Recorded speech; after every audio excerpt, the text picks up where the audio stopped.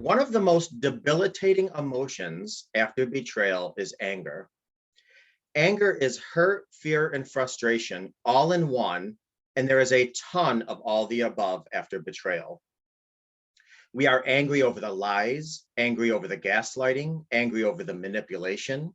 We are furious and enraged over the sleep we lost, the attacks we might have experienced.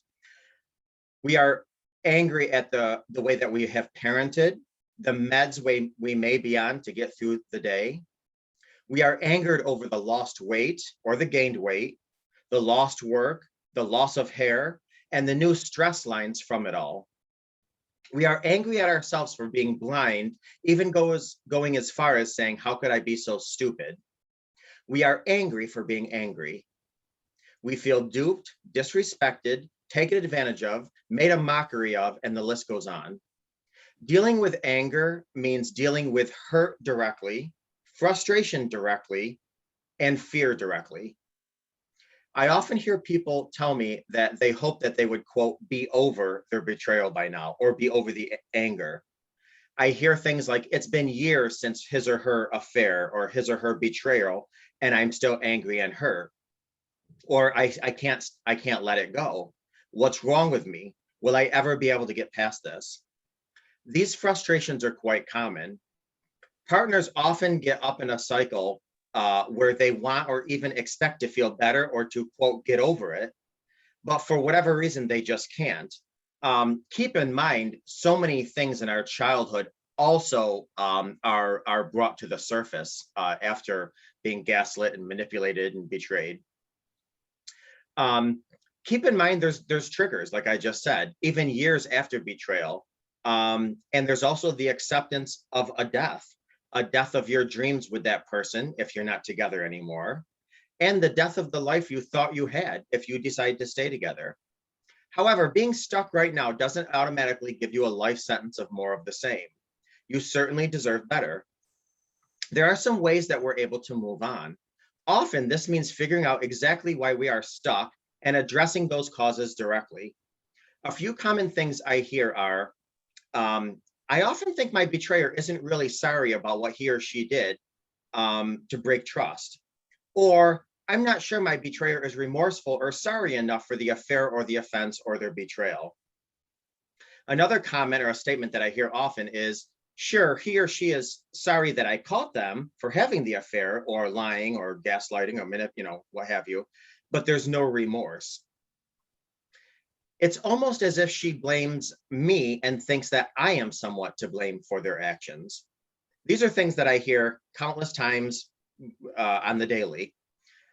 So I have to tell you, if you talk to the person, however, on the other side of this equation, you'll often get a completely different representation of that truth. The person who broke trust will often say things like, yes, of course I'm sorry about having an affair, or breaking trust, or betraying you. I wish I could take it back, but I can't. And how many times can one person apologize or say that they're sorry? How many other ways are there to show remorse? Why should I repeat myself over and over if he or she doesn't believe a word I say anyway? That would be the other person, what I hear from them. Obviously, the couple has to meet somewhere in the middle, and both people have to feel as if they're being heard. That's a fundamental for starting the healing process.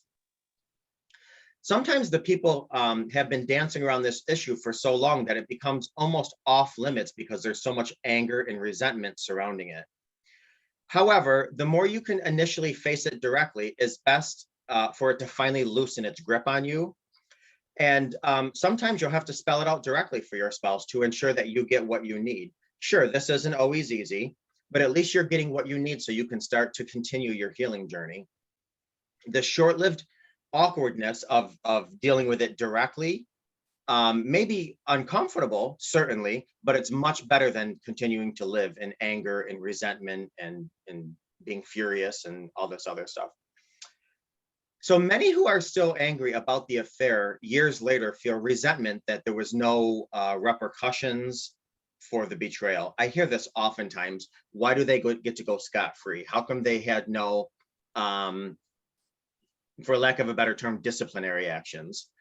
I often hear those betrayed say things like, okay, so he or she basically is allowed to say that they're sorry for breaking their wedding vows, and I'm just supposed to move on as though nothing happened.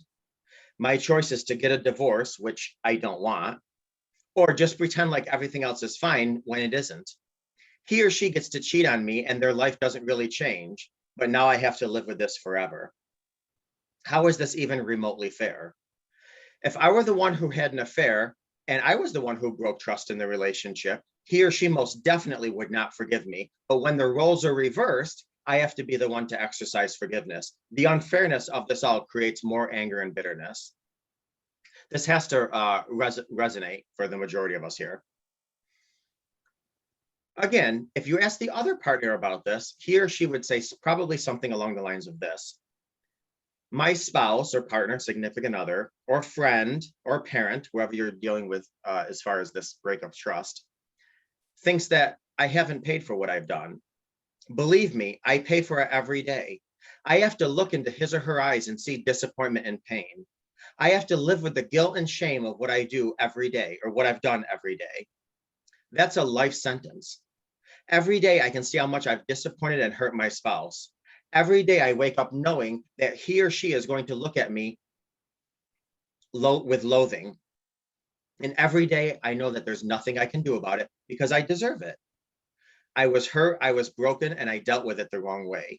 I wish I could turn back time and make different decisions. I wish I would have sought help or even more connection with you, my spouse, my partner, than further disconnect us with my behavior. This is a difficult situation on many levels because the betrayed partner is absolutely justified in being angry. However, if these feelings go on for so long that they don't allow any real healing to take place, then both people continually to pay dearly, affecting their health, outlook on life, their goals, their mood, etc., pretty much every area of life. And at some point, this needs to come to a resolution, or at least actively working on a resolution, so both people don't continue to experience pain with no real end in sight. Many times one partner feels as if it's only fair for the other partner to pay for what he did or she did.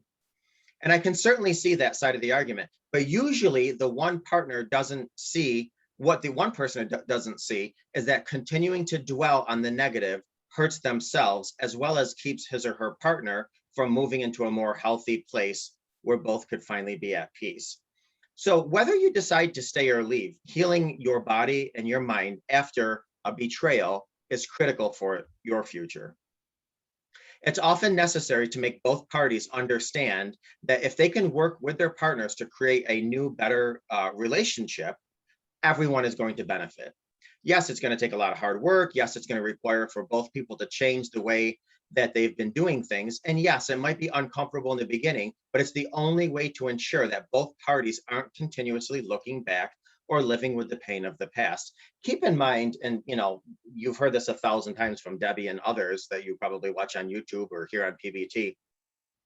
We get very comfortable in that stage 3, I believe it is, where it becomes our story. It feels we feel very comfortable either becoming a hero or a victim. That middle room is where a lot of people get uncomfortable. So we love playing hero, we love playing victim. So we have to meet come somewhere in the middle. Before I conclude this class, I want to say that we've all heard the saying that it usually gets worse before it gets better. And that most certainly holds true in the case of healing after betrayal. Let me give you an example that you have may or may not have heard. There's an old saying, and it's called love covers a multitude of sins. And basically what happens is that you're in a relationship with somebody, doesn't matter if it's your boss, your neighbor, your children, your spouse, what have you, and they will do something wrong, but you will cover it up because you make excuses for them, or you cover it up because you love them, or yada yada. Well, what happens is that after you come to a point where you're like, okay, now the rubber meets the road and I need to dig into this a little bit more, or there's D-Day or a disclosure or what have you, then all of a sudden you start looking back and you're lifting up these blankets of excuses that you put over this person's sins. And you're like, oh my gosh, okay, I remember this. And I excused it away. And now I'm pissed for doing so. Oh, I remember when they said they were here, and now I'm realizing they weren't, but yet I covered it with a blanket, giving them the benefit of the doubt. Now, so it gets worse before it gets better, because when we start dealing with things, we're uncovering those blankets that we covered up, the sins with, for lack of a better term. So one of the best ways to let go of the pain and anger of betrayal is to craft a happy future where there really is no need to look back. Again, whether that's staying with the person or keeping a relationship with them or not. And one of the best ways to do this is to change your narrative. And we've heard this 1,000 times, but I'm going to reiterate because it's extremely helpful. Instead of your inner dialogue of, I cannot believe my spouse cheated on me, or my boss did this to me, or my parent did that to me, how about something along the lines of, their decision to break trust will never be acceptable. However, they are human with hurts and pains, and they tried to fill their pain with the wrong medication, whether that was abusing you or betraying you, what have you. Whether you are working on reconciliation with this person or not, the bottom line is you deserve to be healed. You deserve to be confident. You deserve to be empowered. You are human, and you deserve to live your best self. And the way for this to happen is for you to do whatever it takes to become that confident, healed, and empowered individual. So unfortunately, you didn't create this mess. You were pushed into the sinking sand. Now you have to use your wits to get yourself out of it. Hopefully they're on board and they help you, but if not, doesn't matter. This is on you.